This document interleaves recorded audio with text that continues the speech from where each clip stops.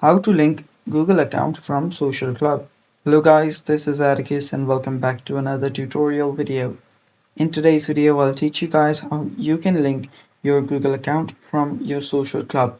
So without any further ado, let's dive right into it. First step, open up a web browser and search for Social Club.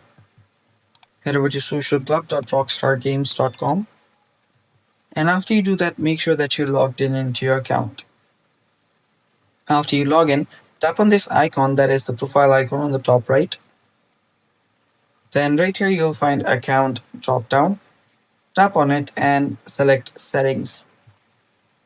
After you select settings, this page will open up like this.